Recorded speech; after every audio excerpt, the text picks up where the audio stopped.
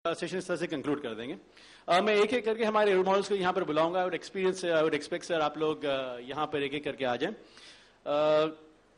अताउर रहमान साहब, mister Ataur Rahman, additional commissioner of Indian revenue service.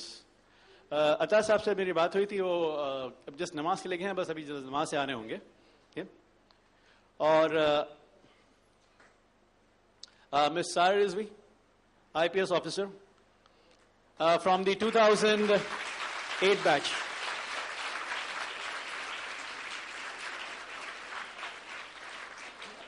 Currently, she is posted in Gujarat, right? Pardon?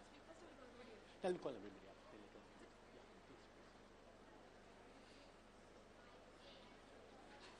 Mr. Imran Khan, MD Western India Medal.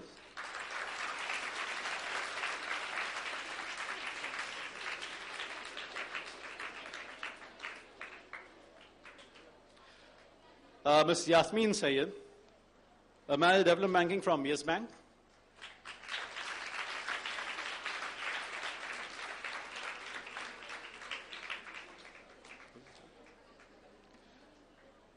Wajan Zari Sahab, he is the owner CRM and operations manager for Tops Group. Please, अचानक से I am feeling very secure over here, sir. Right? Ms. Shahana Khan, Professor in Institute of Science.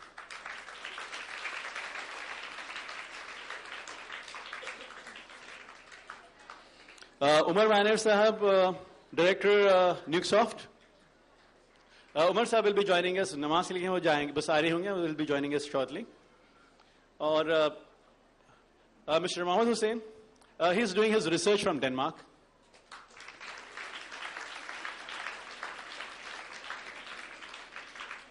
And Dr. Shaljeel Sheikh, he is with the BARC, Bhabha Atomic Research Center. तो हमारे पास आज BARC के दो scientist मौजूद हैं। एक मेहर तबस्सुम जो आ चुकी थी पहले, हमारे पास सेशन ले चुकी थी वो, और Dr. Shaljeel Sheikh, right? So we have got a very rich day today, right? So मैं चाहूँगा कि as we start, as we go about with it, कि हमारे जितने भी वो आपके सामने वहां से अपनी एक्सपीरियंसेस शेयर करेंगे, okay?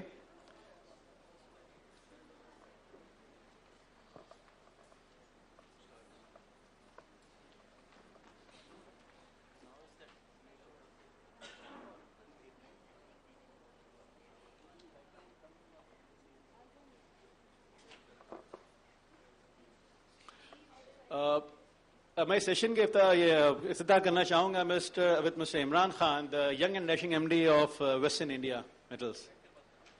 You comfortable as you comfortable. अस्सलाम वालेकुम. बिस्मिल्लाहिर्रहमानिर्रहीम. सबसे पहले Anjuman Islam school, Saboo Siddik college, all India Muslim professionals और जितने भी ऑर्गेनाइजेशंस और NGOs रिस्पॉन्सिबल रहे हैं इस प्रोग्राम को सक्सेस करने के लिए, I'd like to thank them and congratulate them that they have been doing a wonderful job. 2-3 साल से ये हो रहा है and I wish them all success. और इंशाल्लाह आगे वाले सालों में they'll go from strength to strength. और आप स्टूडेंट्स को हम लोग इसी तरह अगर इंस्पायर कर सकेंगे and we'll be able to help you. अभी किसी भी यंग स्टूडेंट को when they are studying, अगर पूछा जाता है कि आपकी जब एजुकेशन कंप्लीट होगी तो आप क्या करना चाहोगे उससे, एक बहुत ही जाहिर सा और एक बहुत ही ऑब्वियस सा आंसर लोगों से निकलता है कि मैं पैसे कमाना चाहूंगा. I'd like to earn money. Absolutely, there is no harm in saying that I'd like to earn money, क्योंकि पैसा absolutely it is essential. जरूरियात जिंदगी के लिए to have a basic and a decent lifestyle, money is essential. But it is not the only thing. पैसा होना चाहिए to keep you happy, to be at peace with yourself, and to have your essentials in place. वो बहुत जरूरी होता है. पैसे से हम वो सारी चीजें फराहम कर सकते हैं जो हमें अगर नहीं हो तो काफी दिक्कतें हो सकती हैं. बट इसकी वजह से we should not lose the focus that the basic principle है कि we should be at peace with ourselves. हमको सुकून से रहना है, क्योंकि अगर सुकून रहेगा तो हम खुशहाल रहेंगे, और अगर खुशहाल रहेंगे तो इंशाल्लाह हम लोग कामयाब रहेंगे. दूसरी चीज ये है कि कोई भी यंग स्टूडेंट, मैं भी आपकी पोजीशन पे था तो even I would have said the same thing. Success को हम पैसे से इक्वेट करते हैं, but success is not only that. पैसा यस जरूरी है, but it's not the only thing. I am once again stressing that on that fact. तो उसके लिए कुछ चीजें होती हैं, जैसे आपको फॉर एग्जाम्पल मसलन लाइफ में कुछ डॉक्टर बनना है, इंजीनियर्स बनना है, कुछ प्रोफेशनल बनना है, तो there are some certain goals. आपको कुछ गोल सेट करना है कि मुझे ये बनना है. मिसाल के तौर पे मैं कहूंगा किसी को प्रेसिडेंट ऑफ इंडिया बनना है. It's a very big thing to do, but it's the ultimate thing एक इंडियन कर सकता है. देयर इज नो हार्म, कोई इसमें कोई खराबी नहीं है कि भाई मुझे प्रेसिडेंट ऑफ इंडिया बनना है. पर आप एक गोल फिक्स करें और उस गोल को आप इंप्लीमेंट करने के लिए आप एक लाइन ऑफ एक्शन बनाएं, आप एक स्ट्रैटेजी बनाएं कि 1 साल में ये करूंगा, 2 साल में वो करना है, 4 साल में ये करना है. एक स्ट्रैटेजी बनाएं. ये हो गई मैक्रो लेवल की प्लानिंग. फिर आप day to day micro level की प्लानिंग करें कि हर दिन पे मुझे ये करना है, ऐसे टारगेट्स अचीव करना है, ये मुझे करना है, this is what I want to accomplish. तो इंशाल्लाह by setting a goal you will be able to focus on where we are going, and it will help you to shape up your careers. Successful रहने के लिए education, as we are all aware, is extremely important. Education के बिना एक आदमी you can say खाली है.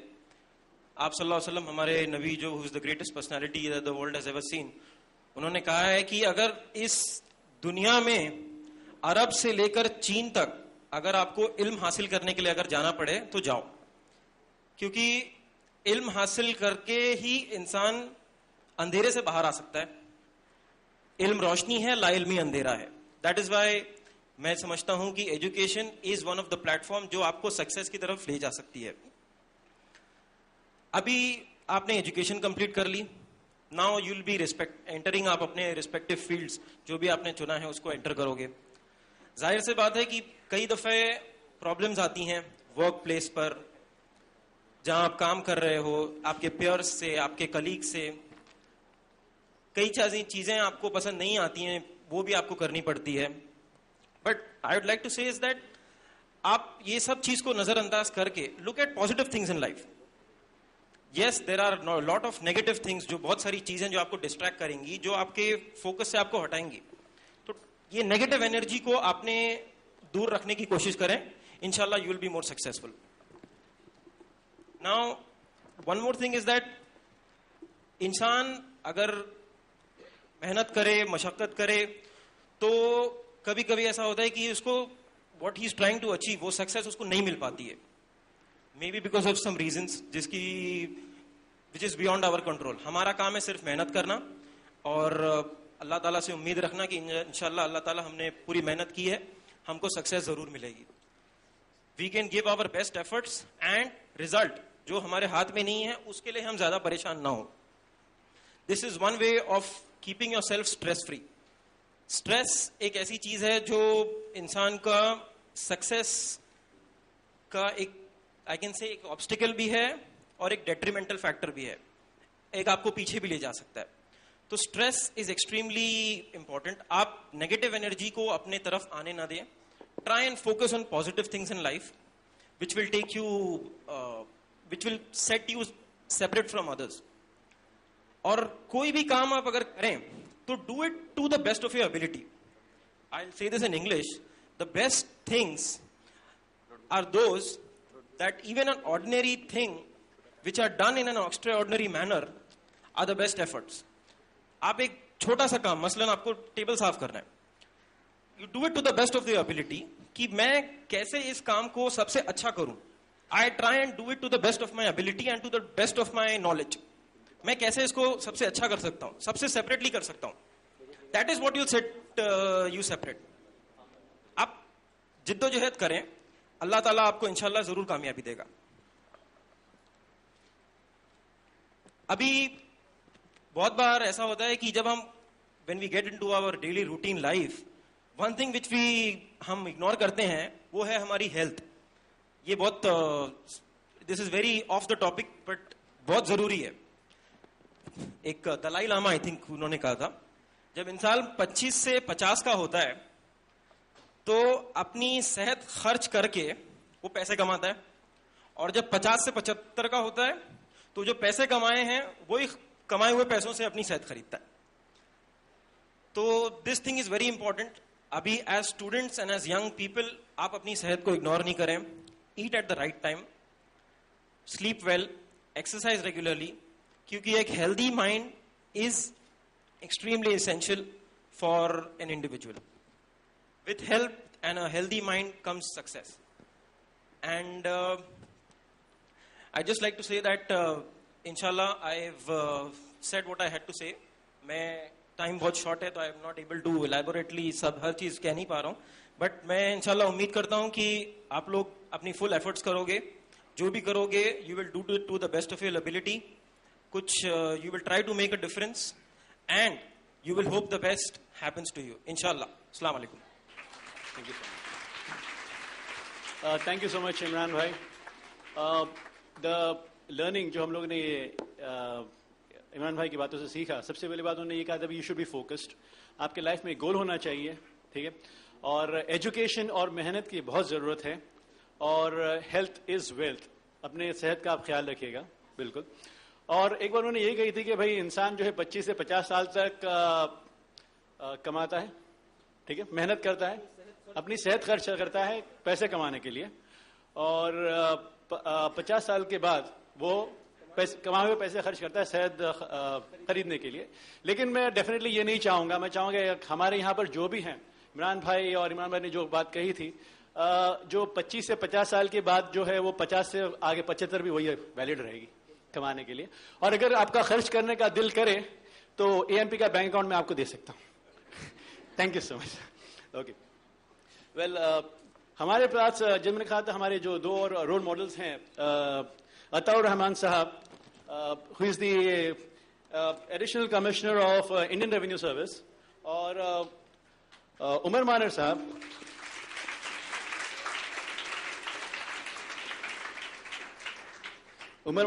ही is the director for Nucsoft. Umar Manar साहब यार तकरीबन 10 लोगों का मैंने इंट्रोडक्शन दे दिया. मेरा नाम भी किसी ने कहा था, तभी किसी ने ताली नहीं बजाई थी यार. Anyway, it's okay. आप तो मेरी बात देखो सीरियसली ले ली यार, फिर भी आपका मजाक मुझे बहुत पसंद आया. Thank you so much. Okay, अब मैं बिला को ये वक्त, आपका कीमती वक्त जो खेलने कूदने का है वो वेस्ट किए बगैर मैं मिस यास्मीन सैयद से गुजारिश करूंगा कि वो कुछ अपनी एक्सपीरियंसेस शेयर करें, आपके लिए कुछ अच्छी बातें बताएं. Ma'am, definitely not the ones when you used to bunk your classes, वो वाला मत बताना. तो आप लोग को इनसे बहुत सारी सीक्रेट सीखने को मिलेगी. और ma'am I hope so. Thank you so much ma'am. अस्सलाम वालेकुम and very good evening everyone. Good evening everyone. चाय आए पी के नहीं आए हो क्या? Good evening. Thank you thank you thank you. So formal speech देने की आदत नहीं है. My quality is that I am a fighter. तो मुझे झगड़ा करने बहुत पसंद है. मैं कहीं भी ऑलमोस्ट किसी टॉपिक पे झगड़ा करने खड़ी हो सकती हूँ. तो ऐसे इंसानियत से एक जगह खड़े होकर माइक पकड़ के बोलना थोड़ा मुश्किल लग रहा है, but I will make an effort. तो while I make this effort I will need your help. मैं शायद आपसे बीच में कुछ सवाल पूछूं, रैंडमली किसी एक को उठाऊं, तो आपने जवाब देना पड़ेगा. मंजूर? नहीं बोला किसी ने? तो अगर एक वो चीज है और शायद मैं आपको ऐसे फलाना फलाना कितने लोग हैं तो आप हाथ उठाएं, ठीक है? तो आप में से कितने लोग स्कूल जाते हैं अभी भी?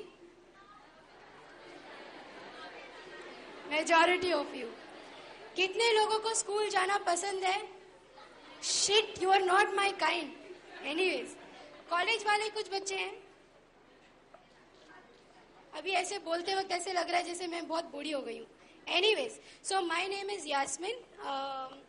How many people over here from Bombay? Bombay 8 में कितने लोग रहते हैं?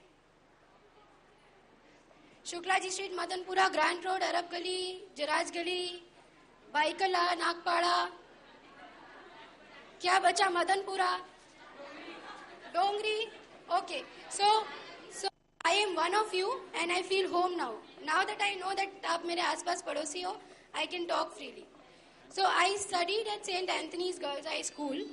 और जब मैं पढ़ाई कर रही थी तब मुझे ये नहीं पता था कि मुझे क्या बनना है.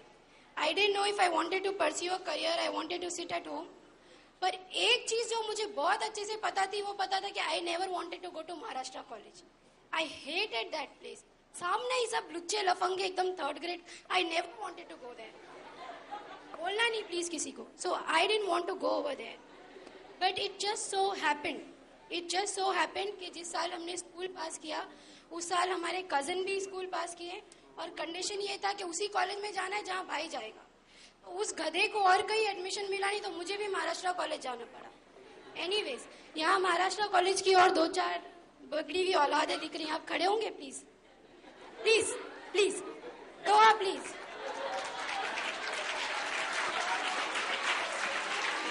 यास्मीन मैम, आपकी बात बिल्कुल सही लग रही है मुझे. अभी वो कॉलेज के सामने वाली बात. सामने वाली ना, आई नो.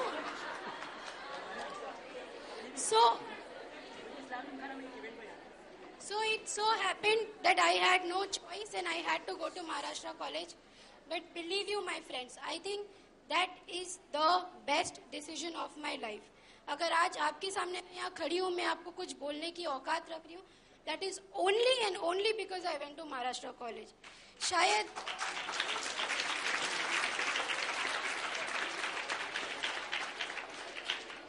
अगर हम महाराष्ट्र कॉलेज की जगह कहीं और गए होते तो शायद इतने आगे नहीं निकल पाते. वो अंधों में काना राजा सुना है ना? हाँ, तो बाकी अंधे नहीं थे पर मैं काने राजा निकली. ऐसे हो गया. I am only saying this because there is a series of events that happen. ठीक है, तो that's my introduction. I am a social worker by profession. हमने एमए इन सोशल वर्क किया है Tata institute of social sciences से. Graduation के बाद 1 साल ब्रेक लिया, 1 साल एक एनजीओ में काम किया, फिर उसके बाद एमए किया सोशल वर्क में, फिर यस बैंक आया था कैंपस इंटरव्यू में तो उसमें बैठ गए. So that's how it happened. Can you please play on the next. So मैं अपने आप को अभी अपनी फील्ड में अचीवर नहीं मानती हूँ. हाँ, पर मेरी एज में किसी के लिए इतना कुछ हासिल कर पाना is an achievement. That's why I am here. But I'm still not an achiever in my field. I mean, I definitely don't fall into this bracket. So, as a social worker, अगर आप बोलोगे कि कोई achiever का है तो maybe Medha Patkar is an ideal. Medha Patkar का नाम सुना है ना? नर्मदा बचाओ आंदोलन, something like that. Micro finance में अगर कोई achiever है तो मोहम्मद यूनुस, जिन्होंने पूरा ग्रामीण वाला मूवमेंट चालू किया. अब वो पैसे कहाँ आ रहे हैं, कहाँ जा रहे हैं, उसका हम बात नहीं करेंगे. But I mean, that is an achievement to start, to create a field. तो I have a long way to go and I have my future plans and my dreams जो मैं आपके साथ शेयर करूंगी. But I think these are the 4-5 reasons why I think they called me as an achiever over here. 2003 में जब हम Maharashtra college में पढ़ रहे थे पहली बात, फर्स्ट और सेकेंड ईयर 11th और 12th हमने साइंस में की. कितने मार्क्स आए? 55%. Then I thought, I wanted to always become a doctor. ऐसे था अरमान डॉक्टर बनेंगे. अब ऐसा लगता है अच्छा हुआ नहीं बने तो बेचारे पेशेंट्स पता नहीं क्या करते. Then I switched. फिर हमने स्विच करके I studied arts. तो आर्ट्स में जाने के बाद I know why one of the reasons Maharashtra college was the best place. I had the best faculty of my life. मतलब जो set of teachers था, आज मैं जो हूँ उसका बहुत ज़्यादा क्या बोलते हैं इसको, क्रेडिट मैनेजर, मैं क्रेडिट भूल गई है. उसका सारा का सारा क्रेडिट वो टीचर्स को जाता है. Because they were the ones who guided me. So very shortly when I come to challenges and opportunities, I'll tell you what were my challenges. So 2003 में अमेरिकन गवर्नमेंट की एक स्कॉलरशिप होती है, Fulbright scholarship बोल के, जिसमें वो लोग सारे डेवलपिंग कंट्री से लोगों को स्टेट्स में पढ़ाई करने के लिए स्कॉलरशिप देते हैं. Most of the scholarships are for people जो अपना एमफिल पीएचडी वगैरह कर रहे हैं, मतलब लॉन्ग टर्म स्कॉलरशिप होता है. पर उसी साल में वो पोस्ट 9 अवेलेबल वाला है, उसमें भी हम ज्यादा नहीं जाएंगे. पर उसी साल में they started a short term scholarship called as Fulbright scholarship for undergraduate students. तो ये 45 डेज का एक्सपोजर प्रोग्राम था जिसमें हमने यूएस जाना था. तो 2003 में उन्होंने महाराष्ट्र कॉलेज में they came and they selected me, तो इसीलिए मैंने बोला काना राजा। थोड़ी बहुत अंग्रेजी बोलने आ जाती थी, तो बोला अब अंग्रेजों के देश में जाएंगे, अंग्रेजी तो चाहिए। सो that's how they selected, and also because I was active, I am not saying that. So they selected me and I went for that scholarship. पर वेरी इंपॉर्टेंट थिंग वो 2003 के बिगिनिंग में हमारे वालिद का इंतकाल हो गया, एंड दैट ईयर लेटर, उसी समय में अप्रैल मई में they came to the college saying कि ये स्कॉलरशिप है, किसी बच्चे को भेजना है। तो हमारी अम्मा तो कभी इंडिया के बाहर भी नहीं गई, मतलब महाराष्ट्र के बाहर ही नहीं गई, तो फिर वो दूसरे देश जाना दूर की बात। सो आई अज्यूम के घर वाले मना कर देंगे बोल के। आई वेंट होम, मैंने घर पे बताया, मम्मी है, 2 बड़े भाई है ना, तो सब लोग मोहल्ले में बच्ची पली बड़ी हुई, इतनी दूर कैसे भेजेंगे, ये सारे आइडियाज मेरे दिमाग में थे। तो मेरी भी मम्मी ऐसे ही, मैं घर गई, मैंने बोला ऐसे ऐसे है, क्या करूं? तो उन्होंने बोला जाओ, and that was the shock of my life. I was like अरे इतना 7 समंदर पार जाना है, एक तो ऐसा निहायत ही बेशरम देश है, ऐसे तभी समझ में आता था, उधर पे भेज रहे हैं अकेले, ऐसे ही जाओ बोल के। और मम्मी ने बोला बेटा तुम्हारे लिए जो भी चीज़ अच्छी है उसके लिए हम कभी ना नहीं बोलेंगे, so you go. And then lot of struggles happened, and I have only 8 minutes to talk. I'll tell you all of that. So 2003 I went to US. I studied एक 45 days वहाँ पे थी। फिर 2004 ऑक्सफर्म इंटरनेशनल यूथ पार्लियामेंट होता है, which happens once in 3 years, और उसमें पूरे यूनिवर्स, मतलब जितनी भी कंट्रीज है वर्ल्ड की, they come together, youth from those countries come together, और उनके देश में क्या क्या इश्यूज है वो डिस्कस करते हैं। तो किसी ने हमको बताया था इस कॉन्फ्रेंस के बारे में इंटरनेट पे, तो हमने देखा, आई अप्लाइड एंड फॉर्चुनेटली इतने सारे लोगों के एप्लीकेशन में मेरा एप्लीकेशन सिलेक्ट भी हो गया। पर ये एक ऐसा अकेला स्कॉलरशिप था, मतलब ऐसा प्रोग्राम था जिसके लिए मुझे फंड रेज करना पड़ा। बाकी 4 बार जब मैं बाहर गई हूँ तो मैं फ्री में गई हूँ। I didn't spend 1 rupee from my pocket, that is an achievement. अरे ताली बजाओ यार।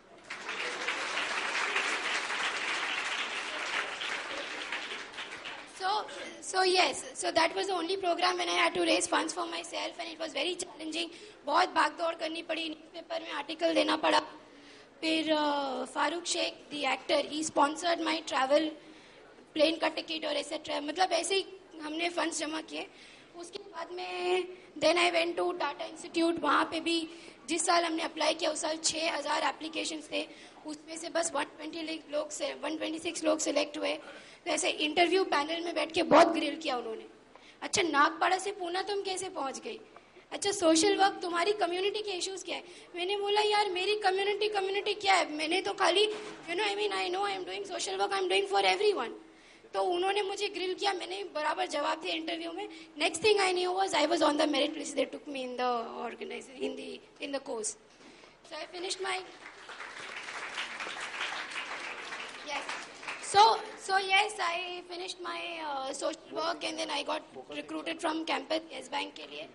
So challenges, yes, there were challenges, but it seemed like challenges. I belong to a background like most of you. हमारे वालिद Taylor थे, school नहीं गए कभी। मम्मी अंजुमन इस्लाम में पढ़ती थी, 3rd स्टैंडर्ड पढ़ के छोड़ दिया। So I am a first generation learner.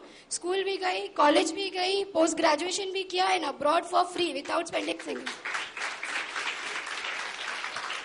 So one of my challenge was, मेरे घर में मुझे गाइडेंस नहीं मिला। हाँ पढ़ रहे हो, पढ़ो, आगे बढ़ाते रहते, पर कोई गाइडेंस नहीं था, ये करना चाहिए, वो करना चाहिए, वो करना।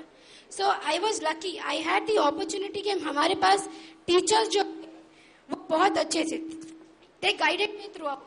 पढ़ाई में ऐसे करना चाहिए, पर्सनल लाइफ में ऐसे करना चाहिए, कुछ भी प्रॉब्लम रहा तो फैमिली जैसे मैंने उनको कंसिडर करके I have consulted them. The other challenge was that financially I had to struggle for a while, so I aided for scholarships, which I did get. I did part-time jobs and all of that, which doesn't seem to a challenge because it's bring out the best in me. So और सबसे बड़ा challenge है कि आप जब अच्छा कर रहे हो, yes, बुरा कर रहे हो तो 10 लोग पकड़ के खींचेंगे, अच्छा कर रहे हो तो कम पैट करेंगे। So biggest challenge was to get my family on my side. तुम कर रहे हो करो, ठीक है, दुनिया की परवाह नहीं, let them say whatever they. So that was one challenge which I turned into an opportunity. So before I end my speech, there is only one thing I want to tell you. मन से काम करो, मन से काम होगा नहीं जब काम मन का नहीं है। Do what you like to do. Do only what you like to do. तब आप मन से काम कर पाओगे। सो मैं ये नहीं बोल रही हूँ लीडर बनो, मेहरबानी करो सब जाके लीडर मत बनना. You know what, who is a leader? ऐसे बोला कुएं में कूदना है तो जो सबसे पहले कूदेगा that person is a leader.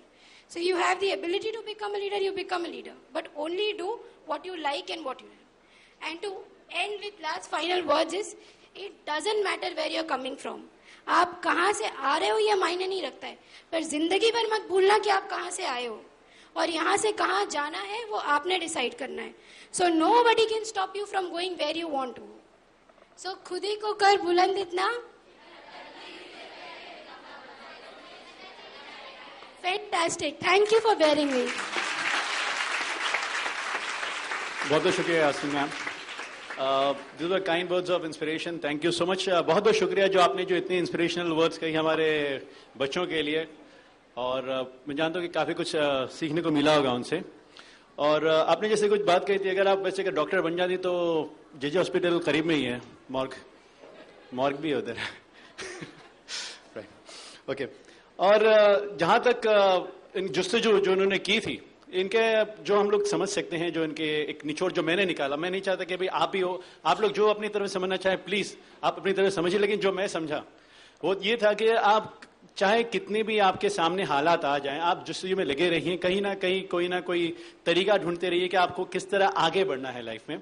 और हाँ, और एक चीज है, जितने वालिदैन हैं कि जिस तरह यास्मीन मैम को उनके घर में जो सपोर्ट था, तो वो बहुत जरूरी होता है. बच्चों को सबसे पहले बच्चों को समझना और उनको जो सपोर्ट देना, कि वही एक सबसे बड़ा सपोर्ट होता है, जो सबसे बड़ा सहारा होता है बच्चों के लिए. दोस्त बोलेंगे, मिलने वाले बोलेंगे, रिश्तेदार बहुत बोलेंगे, लेकिन जो घर वालों का जो सपोर्ट होता है वही बच्चों के लिए सबसे मेन सपोर्ट होता है. तो मैं यही चाहूंगा कि जिस तरह इनको सपोर्ट मिला है, आप भी अपने बच्चों को समझो, उनको सपोर्ट दें. और जहां तक उन्होंने बात कहा था, जो उन्होंने जो मेहनत की थी फंड्स कलेक्शन के लिए, हम लोग का एक एएमबी का प्लान था कि हम लोग को एक फंड कलेक्शन ड्राइव स्टार्ट करनी. तो हमें पता है अभी किससे शुरू करनी है ड्राइव, वो फंड कलेक्शन ड्राइव. और जब एएमपी बचाओ आंदोलन हम लॉन्च करेंगे तो सबसे पहला नारा कौन लगाने वाला है, हम जानते हैं. ओके. और रही बात, आपने कहा था कि माशाल्लाह यू डेफिनेटली, आपने कहा था कि सबके सामने, इनके सामने आप, मैं काफी बुरी फील कर रही हूं. वैसे आपकी त्वचा से आपकी उम्र का पता नहीं चलता. Thank you. Right ma'am. Thank you anyway. एक बहुत ही अच्छा इंस्पिरेशनल आपने स्पीच दिया था, बहुत बहुत शुक्रिया उसके लिए. अब मैं चाहूंगा कि जो हमारे एक बहुत ही अच्छे जानने वाले, काफी अरसे से मैं उनसे जानता हूं और काफी अच्छे से ग्रिल भी हो चुका हूं उनसे, हमारे मोहम्मद वाजिद साहब, हाजिद अंसारी साहब. एंड जैसे मैंने कहा था, वो टॉस ग्रुप के एक काफी अच्छे पोजीशन पर, ही is the owner CRM and operation management, जो उनकी करंट प्रोफाइल है. और मैं उनसे चाहूंगा कि वो अपने कुछ आइडियाज शेयर करें आपके बारे में. इनसे मेरी पर्सनल बातचीत करने का काफी पहले से मौका मिला है, राब्ता कायम करने का. जो इनकी जो नॉलेज बेस है, और नॉलेज से ज्यादा जो आइडियाज जो हैं, और उससे ज्यादा जो वैल्यू बेस जो हैं इनके, माशाल्लाह काफी स्ट्रांग है. क्योंकि हम लोग ने जो डिस्कशन जो किया था, प्रोफेशनल से होते हुए काफी पर्सनल तौर पर भी वो डिस्कशन किया था, तो जहां से जज होता है कि इनके वैल्यू बेस माशाल्लाह काफी स्ट्रांग है. तो ये भी एक डेफिनेटली एक बहुत ही अच्छे रोल मॉडल हैं आपके सामने, और बहुत कुछ आपको सीखने को मिलेगा. हाजी साहब please.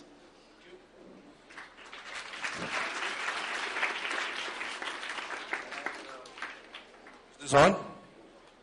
Thank you for setting some expectations. And usually, when you set expectations, वो नहीं होता. जैसे आपने 30 मार खान देखी होगी, हर आदमी सोचा बहुत अच्छी पिक्चर होगी, लेकिन खत्म. अच्छा सर, लेकिन उसका एक गाना काफी पॉपुलर था. कोई बात नहीं.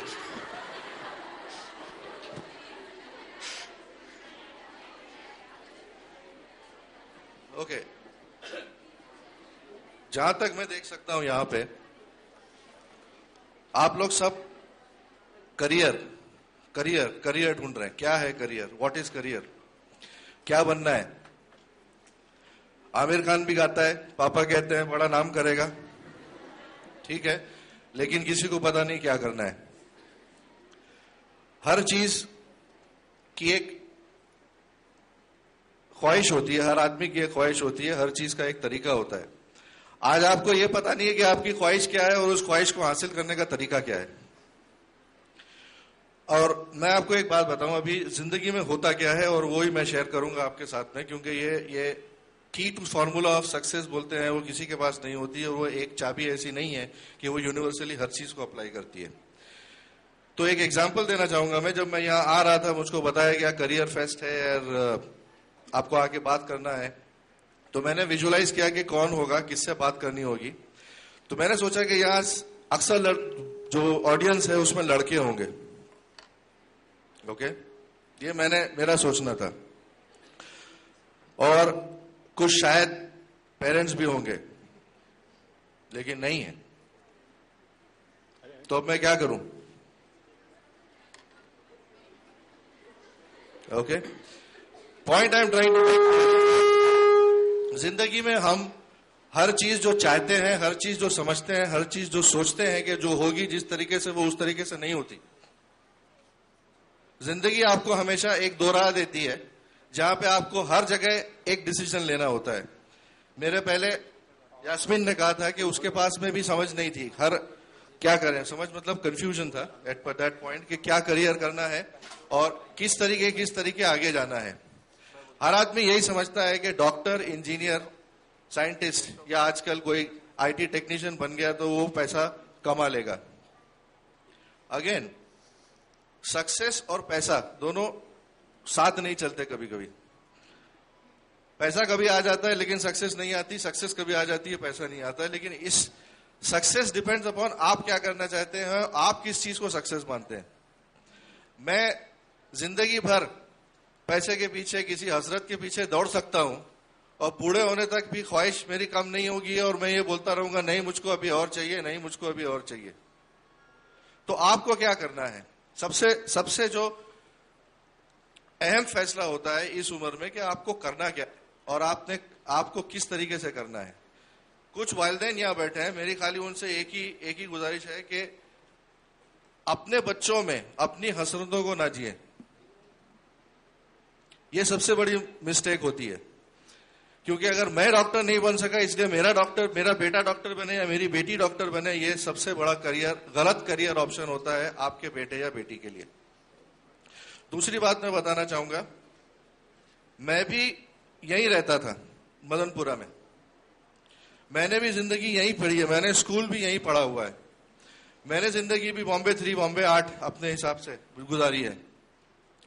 लेकिन फर्क क्या होता है? फर्क यह होता है कि मेरे वालिद ने मुझको कहा बेटा तेरे को जो करना है तू कर, बाकी तू आगे करेगा वो तेरी किस्मत। इसलिए अब इस साल में खासतौर से आप बच्चों को बताऊंगा, क्योंकि आपके पेरेंट्स भी आपको कई चीजें हिदायत देंगे, आपको समझाना, ये भी थोड़ा सा काम करना पड़ेगा आपको। पेरेंट्स जिस वक्त में जिंदगी जी रहे थे, जब वो स्कूल जा रहे थे, जब उन्होंने कुछ सोचा था, वो आज से 30 साल पहले था। आज से 30 साल पहले या 25 साल पहले, 25 साल पहले मोबाइल नहीं था, इंटरनेट नहीं था, मीडिया वर्क्स कुछ कोई नाम की कोई चीज नहीं थी। इसलिए वो सोच अलग है, आज की सोच अलग है। आप क्या बनेंगे ये आप पे निर्भर करता है। मैंने एक 2 स्लाइड का प्रेजेंटेशन बनाया था जो शायद इस वक्त रेलेवेंट नहीं हो, लेकिन मैं 2 ही बात बोलूंगा आपसे। आपको क्या करना है ये जिंदगी में हर बार आपको डिसाइड करना पड़ेगा जब आप एक मकाम पे पहुंचे। इमरान पहले कह के गए कि आपको गोल बनाना है, आपने गोल बना लिया कि आपको जाना है, आपको कुछ बनना है। हर आदमी वहां तक नहीं पहुंच सकता, तो जो बीच में है वो क्या करे, जो उस वक्त बेहतर है, जो उस वक्त आपके लिए बेटर है, जो आपको समझ में आ रहा है या जो आपका दिल बोल रहा है मेरे लिए ये बेटर है, आपको वो चुनना है।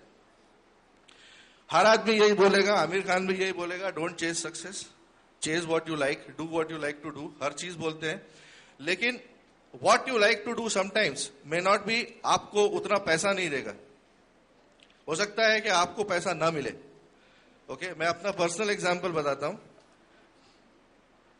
1989 में मैंने चूज किया कि मैं सेल्स पे जाऊंगा।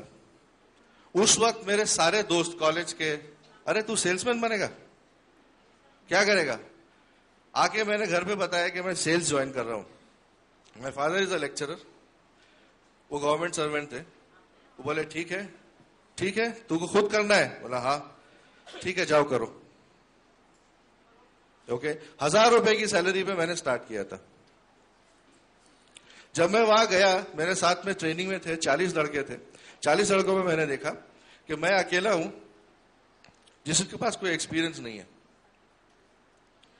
तो मैंने ये सोचा कि यार ठीक है, कोई बात नहीं, अब जब मैंने करना है, मैंने सोचा है कि करना है, तो अब मैं ये करके दिखाऊंगा। सितंबर 1989 का फर्स्ट महीना था जब हमने बेचना शुरू किया, और उस वक्त, उस महीने, out of 39 so called experience people, I finish second. So at that point of time मुझको पता चला कि ये काम मुझको करना है। मैं अपने आप को पढ़ा रहा था, पढ़ने के लिए, एक प्रोफेसर बनने के लिए, क्योंकि मेरे वालिद प्रोफेसर थे। इसलिए मैंने सोचा मैं भी प्रोफेसर बन जाऊं, बड़े आराम की नौकरी है, कम से कम 2 वेकेशन मिलता है साल में, पेड वो भी। बाकी कोई वेकेशन, कोई नौकरी में वेकेशन पेड नहीं मिलता। लेकिन कहीं बीच में ये था कि ये मेरे लायक नहीं है, मैं थोड़ा उत्सुक हूं, मैं नहीं कर पा रहा हूं, मुझको कुछ चाहिए, चैलेंज चाहिए, थोड़ा सा जैसे बोलते हैं ना, कीड़ा था। तो आगे बढ़ते गए। I did my MSc in endocrinology, I don't know for what it was, I don't know. Okay, then I had to educate myself, और मैं अपने लाइन में आगे बढ़ता गया। फिर I did my MMM, masters in marketing management, और उस तरीके से आगे बढ़ता गया। 2 चीजें मैं आपके साथ शेयर करूंगा। एक ये कि आप जो कहते हैं वो कीजिए, और दूसरा, आपका एटीट्यूड सही होना चाहिए। If you can put up those second and third slide, please. You have that? Okay. I can tell you one thing, यार, आप यहाँ बैठे हुए हैं, आप बोल सकते हैं मेरे पास कोई माई बाप नहीं है, मेरे पास कोई गॉडफादर नहीं है, मेरे पास कोई चॉइस नहीं है, मेरे पास कोई आदमी बैक करने के लिए नहीं है, मुझको पहली नौकरी कहाँ मिलेगी मुझको मालूम नहीं, शायद मेरे को जो पहली नौकरी मिले उसमें मेरे को पगार जो मिल रही है वो मेरे लायक की नहीं है। Yes, okay, just wait a minute, just put it there. Personally, okay, I can tell you, I hope none of you fail, but I failed also. I failed in 12th standard. Shocking? Good. But that doesn't mean that you stop. You don't know what to do.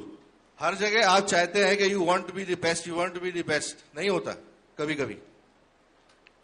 इसलिए मैंने जो जिंदगी जी है जिस हिसाब से कि अगर मैं आज खड़ा होकर बोल सकूं, आज मैं बैठ के बोल सकता था आज मेरी उम्र में कि यार मैं कंफ्यूज था जब मैं 15 साल का था, मुझको पता नहीं था मुझको क्या करना है, साइंस, आर्ट्स, कॉमर्स, साइंस, मुझको पता नहीं था कि जॉब्स कहाँ मिलती हैं। सारे जॉब्स जो मुझको मिल रहे थे वो 1000 रुपए दे रहे थे, कुछ नहीं था।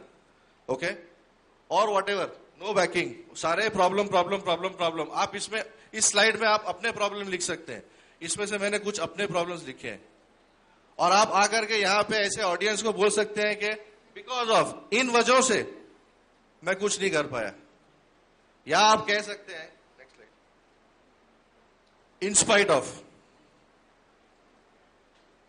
This is the attitude I talk about.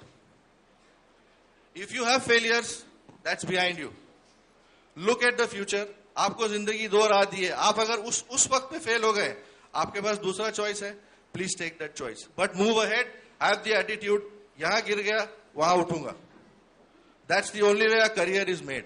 You don't know what you will be successful for, you don't know what you are destined for, but if your attitude is right and your approach is right, you will always succeed. That's all, thank you. Thank you so much sir. भाई साहब बहुत बहुत शुक्रिया। वैसे एक बात वाजी साहब ने जो नोट की थी, जो हमारे ऑडियंस में ज़्यादातर लड़कियां हैं, मैं आपको एक बात बता दूं कि ये बात तकरीबन हमारे जितने भी गेस्ट जो आए थे सुबह में, जो हमारे चीफ गेस्ट थे और बाकी जितने भी और सेमिनार के लिए और जितने भी गेस्ट आए थे, सब लोगों ने ये बात नोट की थी कि हमारे ऑडियंस में ज़्यादा लड़कियां हैं। और ये बात हर साल होती है, हर करियर फेस्ट में 3 साल यही देखा जा रहा है कि हमारे बीच में ज्यादातर लड़कियां हैं और वो बहुत ही ज्यादा दिलचस्पी लेकर, इंटरेस्ट लेकर बैठती रहती हैं। तालियां यार।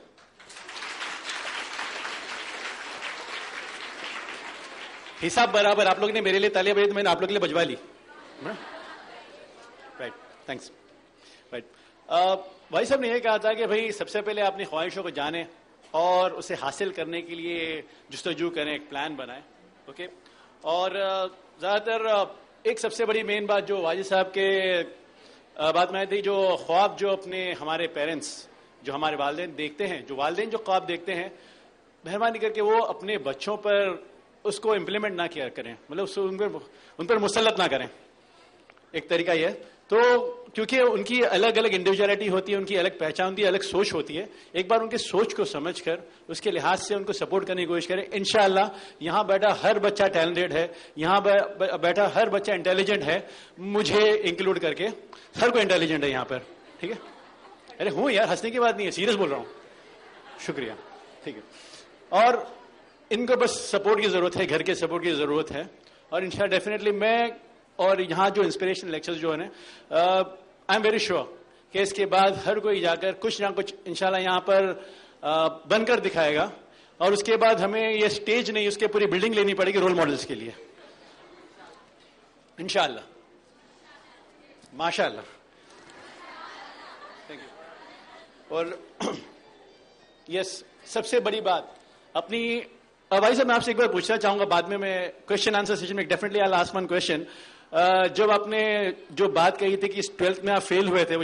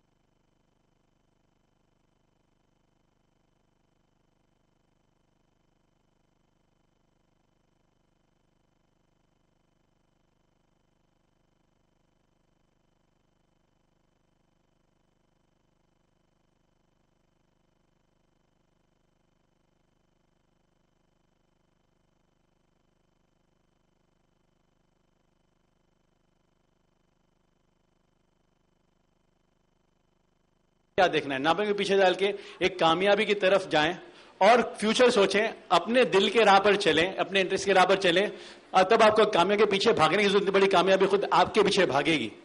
और मैं कामयाबी की बात कर रहा हूं, लड़कों से कह रहा हूं, कामयाबी आपके पीछे भागेगी, कामयाबी भागेगी, और कहीं ना। कामयाबी की बात कर रहा हूं, ना किसी बी की बात कर रहा हूं, कामयाबी। ठीक है, ओके। अब मैं चाहूंगा मैं शाहाना खान, जो प्रोफेसर इंस्टीट्यूट ऑफ साइंस है, वो आपसे आपका रिश्ता करें। Thank you ma'am.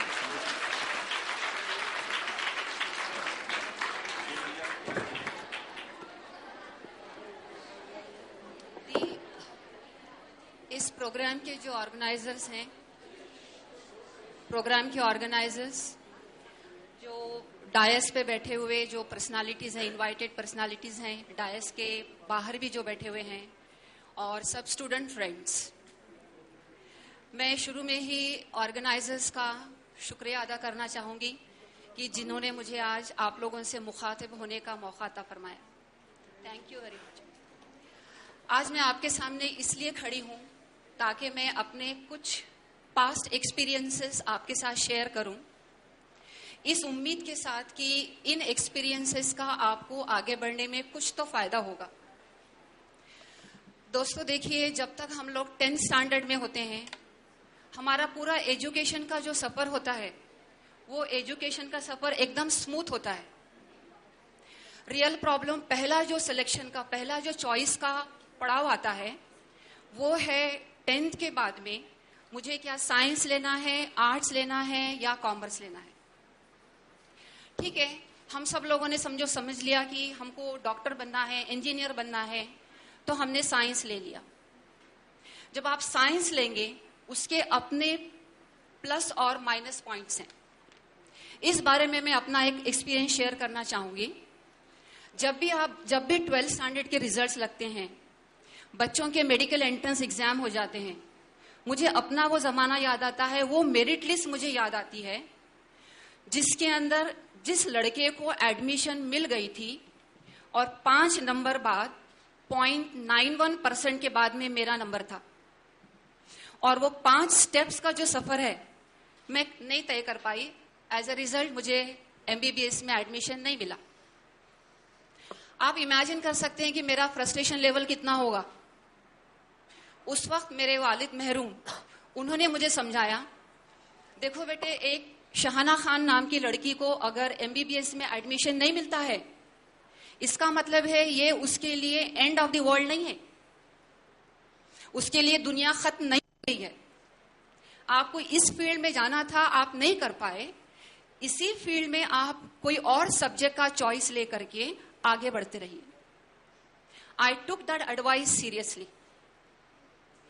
अगर उस जमाने में मेरे पास में दूसरे ऑप्शंस थे, तो मैं आपसे ये कहना चाह रही हूं, आज के जमाने में ये ऑप्शंस बहुत ज्यादा बढ़ गए हैं। आपके पास में बहुत सारे पैरामेडिकल साइंस के कोर्सेस हैं, इंजीनियरिंग के डिप्लोमाज हैं, आपके पास में इंफॉर्मेशन टेक्नोलॉजी है, आपके पास में कंप्यूटर साइंस है, और बहुत सारे भी कोर्सेस होंगे जो मैं अभी सब नाम नहीं ले सकती।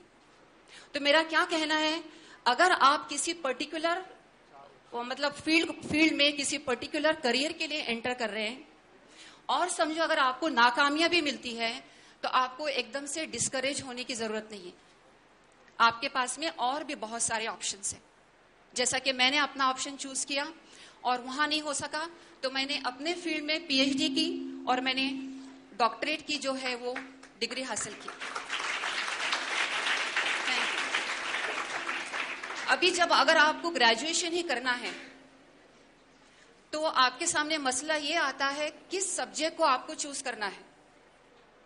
मुझे इंटरेस्ट था बॉटनी सब्जेक्ट में, मैंने ये सब्जेक्ट सेलेक्ट किया। सब लोगों ने ये सवाल उठाए, भाई आप बॉटनी ले रही है, इसका स्कोप क्या है? बराबर है। मेरा जो थॉट था वो मेरे अलग तरीके से मैं सोच रही थी। भले मैं फिजिक्स ले लूं, मैथमेटिक्स ले लूं, केमिस्ट्री ले लूं, ये सब सब्जेक्ट जिनमें मुझे कोई इंटरेस्ट नहीं है, मैं कितनी भी मेहनत कर लूं, मुझे पता है मुझे सेकंड क्लास ही मिलने वाला है, वो लेने के बजाय जो सब्जेक्ट में मुझे इंटरेस्ट है उसमें मैं मेहनत करके आगे क्यों ना बढ़ूं। मैंने अपने दिल की सुनी। ऑफ कोर्स मेरे वालिद का गाइडेंस मुझे हमेशा रहा, और मैंने BSc में और MSc में दोनों जगह मैं यूनिवर्सिटी में टॉप कर गई और मैंने गोल्ड मेडल हासिल किया।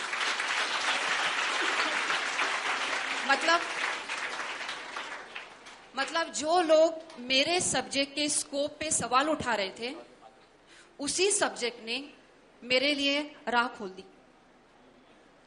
अभी देखिए, आजकल बॉटनी के जो स्कोप है वो और भी ज्यादा बढ़ गया है, क्योंकि बहुत सारे नए कोर्सेस निकल आए हैं। जैसे फॉर एग्जांपल बायोटेक्नोलॉजी। बायोटेक्नोलॉजी के लिए आपको बॉटनी जानना बहुत जरूरी है। और ऐसा नहीं है कि आप बॉटनी करने के बाद में मेरे जैसे खाली प्रोफेसर बन सकते। मुझे प्रोफेसर बनना पड़ा क्योंकि मेरे घर वालों का ऐसा मानना था कि औरतों के लिए, लड़कियों के लिए यही एक डिग्निफाइड जॉब है। और मैं अपनी फैमिली में की पहली लड़की थी जो घर से बाहर जा रही थी जॉब करने के लिए। आजकल आपके लिए बहुत सारे ओपनिंग्स हैं। आप फार्मास्यूटिकल कंपनीज में जा सकते हैं, आप जैसे कि साइंटिस्ट बन सकते हैं। हमारे पास में एक यंग साइंटिस्ट बैठे हैं हमारे सामने। आप कोई भी टिश्यू कल्चरिस्ट बन सकते हैं, क्योंकि सारे फार्मास्यूटिकल कंपनीज को अपने अपने टिश्यू कल्चर लैब लगती है। तो इसमें बहुत सारा स्कोप है अगर आप बॉटनी लेना चाहते हैं तो दोस्तों मैं क्या कहना चाह रही हूं, ऐसा सब्जेक्ट जिसमें आपको इंटरेस्ट नहीं है, उसमें थर्ड क्लास पास होने के बजाय जिस सब्जेक्ट में आपको इंटरेस्ट है वो सब्जेक्ट में आप एक्सेल कीजिए, आपका डेफिनेटली फायदा हो।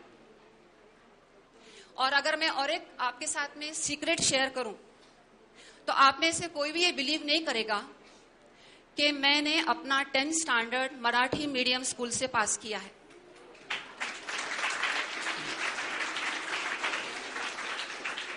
जब मैंने साइंस का फील्ड चूज किया था, साइंस की सारी पढ़ाई मराठी में नहीं होती है, इंग्लिश में होती है। तो 11th स्टैंडर्ड में मैं सिर्फ क्लास में बैठी रहती थी, मुझे कुछ समझ में नहीं आता था। कई बार ऐसे ख्याल आया कि बाबा ये छोड़ दूं, मैं आर्ट्स में चली जाऊं, लेकिन वापस क्या, आर्ट्स में मुझे इंटरेस्ट नहीं था। वापस मेरे वालिद महरूम ने मुझे एनकरेज किया। मेरे लिए इजी लैंग्वेज के मैगजीन्स लाए जाते थे, न्यूज़पेपर्स आते थे, और मेरे अब्बा हुजूर मेरे साथ इंग्लिश में कन्वर्सेशन करते थे। और अब इस वक्त जब ऑर्गेनाइजर से मुझे कहा कि आपको मैडम थोड़ा हिंदी में बात करना है, तो मेरे दिमाग में डाउट था कि मैं ये कर पाऊंगी या नहीं, क्योंकि एट प्रेजेंट कोई भी ये बता नहीं सकता कि मैंने अपना स्कूलिंग मराठी से की है या इंग्लिश से की है। इनफैक्ट मुझे इस बात की खुशी है कि मैंने मराठी मीडियम से पढ़ने की वजह मुझे और एक एडिशनल जुबान सीखने को मिल गई, जो शायद मैं अदरवाइज कभी भी सीखना पसंद नहीं करती। तो मेरा क्या कहना है, अपनी मादरी जुबान पे हर किसी को, everybody should feel proud of our mother tongue. मगर देखिए, आपको आपके घर से बाहर निकल के भी लोगों से कन्वर्स करना है। तो अगर आप वर्नाक्युलर मीडियम के हैं तो भाई मेरे से होने वाला नहीं है, ऐसा करके आप बैठ मत जाइए। अगर आप करना चाहो तो आप कर सकते। और एक जो चीज मैंने देखी है, बहुत सारी जगह ऐसा होता है कि बाबा मेरे साथ में ये इनजस्टिस हो रहा है क्योंकि मैं माइनॉरिटी कम्युनिटी की हूं। ऐसा नहीं है। मैं 1986 बैच की महाराष्ट्र पब्लिक सर्विस कमीशन से मैं सेलेक्ट हुई हूं और मैं एक मेजॉरिटी इंस्टीट्यूशन में एसोसिएट प्रोफेसर हूं। और आप बिलीव नहीं करेंगे, उस बैच की मैं एमपीएससी की टॉपर। मतलब मैं ये कहना चाह रही हूं कि अगर आप अपना सब्जेक्ट अगर आप जानते हैं, आपको कोई भी साइडलाइन नहीं कर सकता। यहाँ पे इतने सारे लड़कियों को देखकर मुझे सच में बहुत खुशी हो रही है। मेरी एक रिक्वेस्ट है सारी वालिदैन से, अपनी बच्चियों को आगे पढ़ने का मौका दीजिए। ये तो सब शायद स्कूल की लड़कियां हैं, उन्हें आगे बढ़ने का मौका दीजिए, उन्हें भी पढ़ने दीजिए, अपने पैरों पे खड़े होने दीजिए। मैं ये नहीं कह रही कि यू गो आउट ऑफ वे, अपने इस्लाम के हुदूद में रह के उनको आगे बढ़ने का आप चांस दीजिए, ताकि वो भी अपने पैरों पे खड़ी हो सके और अपना समाज में अपना वो स्थान बना सके। मैं अपने जगह लेने से पहले आपसे ये कहना चाहूंगी, अंग्रेजी में एक सेइंग है, if you have a will there is a way. अगर आपकी चाह है तो आप राह बना सकते हैं, लेकिन देखिए राह बनाने के लिए आपको सेल्फ मोटिवेशन चाहिए और सेल्फ हेल्प चाहिए, क्योंकि खुदा भी उन्हीं की मदद करना पसंद करता है जो खुद की मदद करना जानते हैं। So thank you everybody and best of luck. Thank you so much ma'am, thank you. जय महाराष्ट्र। मैम आपसे ये कहना चाहूंगा कि डेफिनेटली आपकी जो माशाल्लाह आपकी हिंदी भी बहुत ही अच्छी है, so you don't have to doubt about it, believe me. In fact मैं अपनी हिंदी के बारे में डाउट करने लगा हूं इसके बारे। और जैसे मैम ने कहा था कि जो अगर आपको हासिल करना है, जैसे अभी जो मैडम ने कहा था कि महाराष्ट्र कॉलेज के मतलब नटोरियस, तो मैं कहना चाहूंगी वो महाराष्ट्र कॉलेज का ही एक नटोरियस लड़का कहा, ये इस वक्त मेरे पास में पीएचडी कर रहा है। मतलब if you want to achieve you can achieve.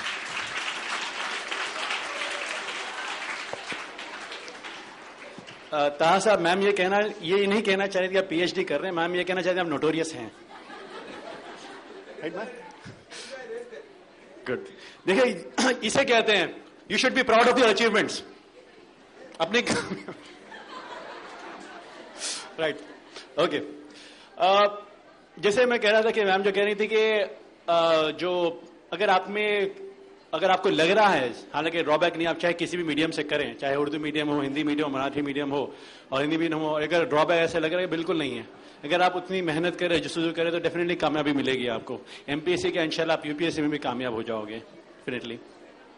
और रही बात लैंग्वेजेस की, मैं ये चीज कहना चाहूँ कि बम्बई में रहने के बाद आदमी ये नहीं समझता कि मैं हिंदी बोल रहा हूँ, इंग्लिश बोल रहा हूँ, मराठी बोल रहा हूँ, क्या बोल रहा हूँ, सिर्फ बोल रहा हूँ वही काफी है, सामने वाला समझ रहे वही मोर देन इनफ। ठीक है। और मैं आप लोगों से एक रिक्वेस्ट करना चाहूंगा, एक बहुत सीरियस रिक्वेस्ट है मेरी, यानी एक दिली रिक्वेस्ट करना चाहूंगा। जहां जो भी आ रहा है लड़कियों की तारीफ किया जा रहा है, लड़कों को कह ही नहीं रहा है, मतलब सब लड़कियां। पता चला कल के दिन और खामखा लोग कहते हैं वुमेन डिस्क्रिमिनेशन, वुमेन के अगेंस्ट क्यों कर रहे हैं। यहाँ पे मुझे तो मेन डिस्क्रिमिनेशन लग रहा है, सब लड़कों के अगेंस्ट में कोई बोला, कोई साथी नहीं दे रहा है यहाँ पे यार, है ना। मैं हूँ साथ में भी हूँ, लड़का भी हूँ। Thank you. हाँ ओके, वेल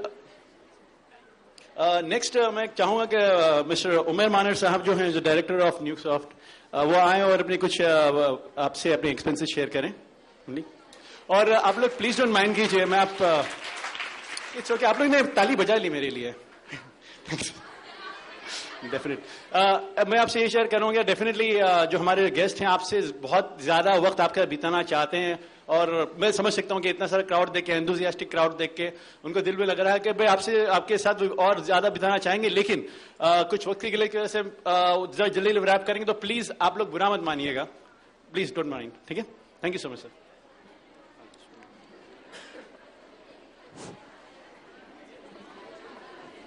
अस्सलाम वालेकुम।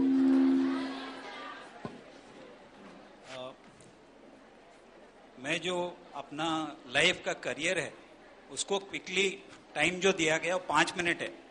5 मिनट में फ्रॉम माय बर्थ टिल अभी तक का, और मेरी स्पीच हिंदी इंग्लिश मिक्स रहेगी, प्लीज बेयर विथ मी।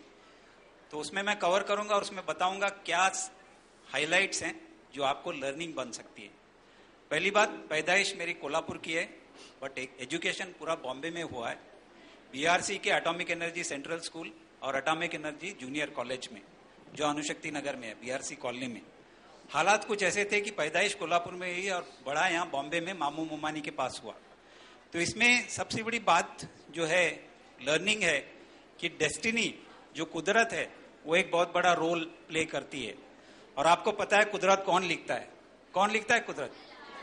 अल्लाह ताला। तो आप जिस भी मजहब में हो अपने मजहब पर कायम रहिए, आपको कामयाबी अपने आप मिलेगी। First point. सेकंड, मैं अपने 10th के स्कोर्स यहाँ शेयर कर रहा हूँ, थोड़े शॉकिंग है। 63%, 12th के 67%। साइंस इसलिए ऑप्ट किया बिकॉज साइंटिफिक ऑफिसर के मामू साइंटिफिक ऑफिसर थे, तो ऑब्वियसली साइंस में जाना था। 67%, 63% is CBSE scores, these are central board secondary education, जो आज की लेवल के हिसाब से उस वक्त काफी स्ट्रिक्ट स्कोर्स थे। उसके बावजूद एडमिशन नहीं मिला इंजीनियरिंग में। रीजन क्या था? Physics marks 91 out of 100, maths 141 out of 50। खड्डा किधर है? केमिस्ट्री कितना? 57 आउट ऑफ 100। क्यों? क्योंकि जब ट्यूशन लगाया गया, रामचंद्र इंस्टीट्यूट के लिए बोला गया, तो मैंने कहा मैं फिजिक्स और मैथ्स कर लूंगा क्योंकि वो मेरी स्ट्रेंथ है, दैट इज माई स्ट्रेंथ।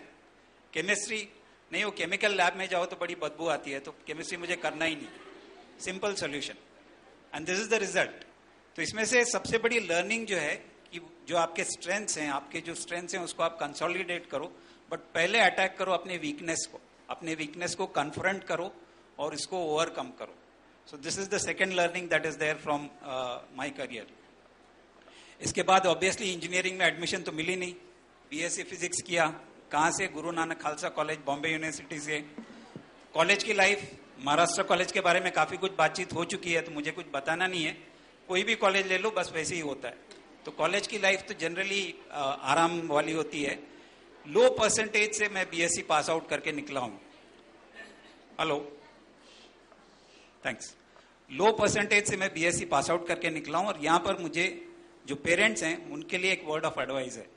जब मैं रिजल्ट लेके घर गया और जब मैंने अपने मामू को रिजल्ट बताया, तो उनके तरफ से क्या रिएक्शन था? No reaction, absolute no reaction. And जो कहा जाता है इंग्लिश में कि silence is golden, at times parents, ये आप सबके लिए भी है कि कई बार हम लोग रिएक्ट करते हैं, कई बार ओवर रिएक्ट करते हैं, कई बार नहीं रिएक्ट करने से भी बच्चे पर असर पड़ता है। और उस वक्त मुझ पर बहुत बड़ा असर पड़ा, और उस वक्त करियर के सामने कुछ नहीं था, क्योंकि BSc with a low score, आगे क्या करना है पता नहीं है। तकदीर, luck plays a very important factor. तकदीर काम कर गई। किसी ने मेरे सामने एनआईटी का एक ब्रोशर डाल दिया। उस वक्त आईटी जोर पे था, एनआईटी की एक ही ब्रांच नरीमन पॉइंट में थी। मैंने एक कोर्स के लिए अप्लाई करना था। बेसिक का कोर्स है जो आजकल स्कूल में 4th या 5th में पढ़ाया जाता है, उस वक्त बेसिक का कोर्स पोस्ट ग्रेजुएट्स को पढ़ाया जाता था। तो बेसिक के कोर्स के लिए 4000 की फीस, मेरे पास ताकत नहीं थी, हिम्मत नहीं थी, मामू से कैसे बात करूं, बट एक लास्ट अटेम्प्ट करके मैंने कहा एक बार चांस दीजिए और मैं प्रूव करके बताऊंगा। और वहां से जो लाइफ चेंज हुई है, आज तक मैंने कभी मेरे मामू को या मेरे अब्बा अम्मी को शिकायत का मौका नहीं दिया। वो बैच मैंने टॉप किया बेसिक का।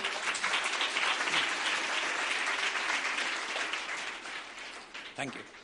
बेसिक का बैच मैंने टॉप किया। एनआईटी ने free admission with scholarship 1 year course with job guarantee में दी। उनके थ्रू मुझे एक कंपनी में प्लेसमेंट मिला, ब्लू चिप कंप्यूटर कंसल्टेंट्स। वहां पर मेरी जर्नी रही, जहां पर मैंने प्रोग्रामर, एनालिस्ट प्रोग्रामर करते करते ब्रांच मैनेजर की पोजीशन हासिल की। तो इसमें लर्निंग क्या हुई? इसमें लर्निंग ये हुई कि कि एक बार आप अपना इरादा कायम कर लो तो ऑब्वियसली आपको उसमें एफर्ट लगाना पड़ता है, और अगर आप एफर्ट लगाओगे तो ऑटोमेटिकली रिजल्ट्स आते हैं। इसी के साथ मैंने ये भी रियलाइज किया कि एजुकेशन में एक बैरियर होता है। आपका ग्रेजुएशन में not be good enough, post graduation essential है। नौकरी के साथ साथ लास्ट 3 इयर्स ब्लू चिप में मैं 10 साल था वहां, 8वें 9वें और 10वें साल में मैंने जमनालाल बजाज से मास्टर्स इन एडमिनिस्ट्रेटिव मैनेजमेंट उस वक्त जो होता था, जो अभी masters in human resource development है, 3 इयर्स का part time course married life में अलॉन्ग विथ जॉब, अनुशक्ति नगर से थाना ऑफिस, थाना से चर्चगेट, चर्चगेट से अनुशक्ति नगर, 3 साल मैंने ऐसे निकालकर वो क्वालिफिकेशन मैंने हासिल की। बट आज जो मैं हूं, आई थिंक उसी की वजह से मैंने कामयाबी हासिल की है।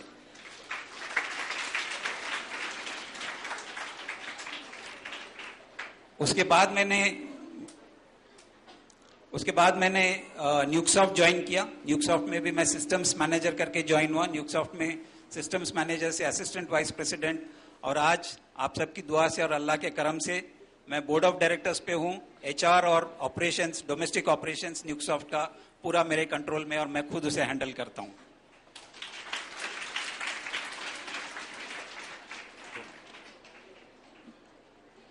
थोड़ी एक बात मैं यहाँ इंपॉर्टेंट स्ट्रेस करना चाहूंगा आप सबके लिए कि कंसिस्टेंसी बहुत इंपॉर्टेंट है। आईटी में आप किसी भी आईटी वाले को करियर पूछिए, अगर वो 25 साल का करियर है तो बोलेगा 20 ऑर्गेनाइजेशन में मैंने 25 साल का करियर स्पेंड किया है, जबकि मेरे सिर्फ 2 ऑर्गेनाइजेशन हो रहे हैं। कंसिस्टेंसी बहुत इंपॉर्टेंट है। मेरी एक ही एडवाइस है आप सबके लिए, मैं ये नहीं कर रहा हूं कि आप 2 ऑर्गेनाइजेशन में रहिए या 3 ऑर्गेनाइजेशन में रहिए। आप जब तक अपना जॉब सेटिस्फाई मिलता है, जॉब सेटिस्फेक्शन मिलता है, तब तक आप जॉब कीजिए।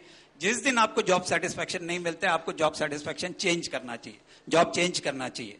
और जॉब सेटिस्फेक्शन का एक सिंपल डेफिनेशन है कि आप सुबह उठो और आपको लगो कि आपको जॉब पे जाना है, तो that is what is called as job satisfaction. तो वो बड़ा इंपॉर्टेंट है। पैसा एक अलग बात है, but job satisfaction is very important. जब तक आपको लर्निंग मिल रही है, ग्रोथ मिल रहा है, ये आपको करना चाहिए।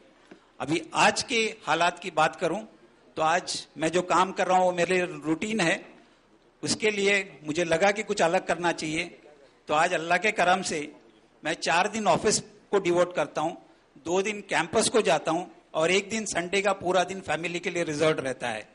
मैं रिजवी इंस्टीट्यूट में विजिटिंग फैकल्टी हूं, और ओरिएंटल मैनेजमेंट इंस्टीट्यूट वाशी में विजिटिंग फैकल्टी हूं, और कई इंस्टीट्यूट जैसे सुमैया है, फादर एग्नल इंस्टीट्यूट है, SIS में विजिटिंग फैकल्टी, मेंटर, लेक्चरर और गाइड हूं। तो ये जो पैरेलल करियर है, ड्यूअल करियर है, ये परस्यू करना बहुत जरूरी है, बिकॉज चेंज जो आता है आपको चेंज एंटिसिपेट करना पड़ता है। लर्निंग एक कंटिन्यूअस प्रोसेस है, सीखना पड़ता है। ओके, इंपॉर्टेंट है कि आप जब कुछ कर रहे हो तो आपको सोसाइटी को भी वापस देना चाहिए। हमने बहुत कुछ सीखा मैनेजमेंट स्कूल से, हमको भी देना बहुत जरूरी है। जाने से पहले एक शेर आप सबके लिए। मंजिल उन्हीं को मिलती है सपनों में जिनके जान होती है, मंजिल उन्हीं को मिलती है सपनों में जिनके जान होती है, सिर्फ पंखों से कुछ नहीं होता, बुलंद हौसलों से उड़ान होती है। Thank you.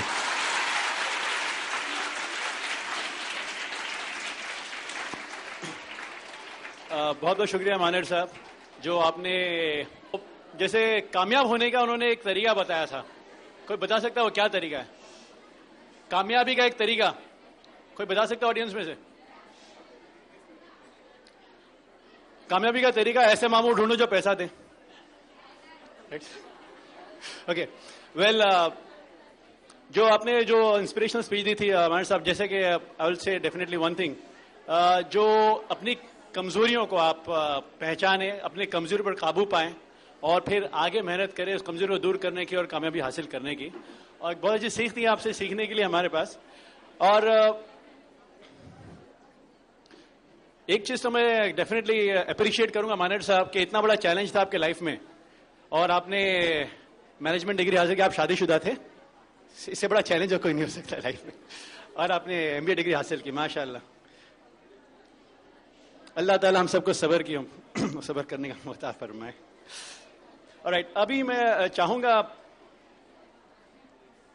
अताउर रहमान साहब जो है हमारे additional commissioner of Indian revenue service, वो आपसे कुछ शेयर करें अपने एक्सपीरियंसेस और कुछ मोटिवेशनल वर्ड्स सर।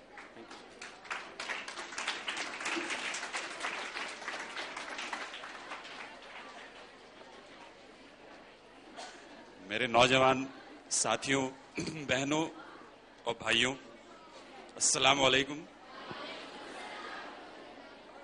मैं बहुत मशकूर हूं एमपी का कि उन्होंने मुझे ये मौका दिया कि आपसे बात करूं। लेकिन साथ ही मैं ये भी समझता हूं कि रोल मॉडल जो ये दो लफ्ज हैं बहुत भारी हैं। बहुत कम लोग इस लायक हैं कि उनको आप एक पूरे तौर पे रोल मॉडल समझ सकें। पूरी दुनिया के लिए आम तौर से और मुसलमानों के लिए खास तौर से जो अगर कोई रोल मॉडल हो सकता है तो वो हजरत मोहम्मद सल्लल्लाहु अलैहि वसल्लम की जात है। आप सल्लल्लाहु अलैहि वसल्लम की जो जिंदगी है, आप लोगों में से सभी लोग कुछ ना कुछ उससे वाकिफ हैं। मैं भी कोई एक्सपर्ट नहीं हूं सीरत का, लेकिन अगर उसको मजमूई तौर पे देखा जाए तो आप सल्लल्लाहु अलैहि वसल्लम न सिर्फ एक पैगंबर थे बल्कि आप और हमारी तरह एक इंसान भी थे। उसके साथ पैगंबर होने से पहले आपकी जो जिंदगी थी बहुत मुश्किलों और बहुत कठिनाइयों से गुजरी। हम लोग अपनी अपनी कठिनाइयां और अपनी अपनी मुश्किलों के बारे में सोचते हैं। आप सल्लल्लाहु अलैहि वसल्लम जब पैदा हुए तो आपके वालिद का इंतकाल हो चुका था। कुछ दिन बाद दादा मोहतरम का भी इंतकाल हो चुका था।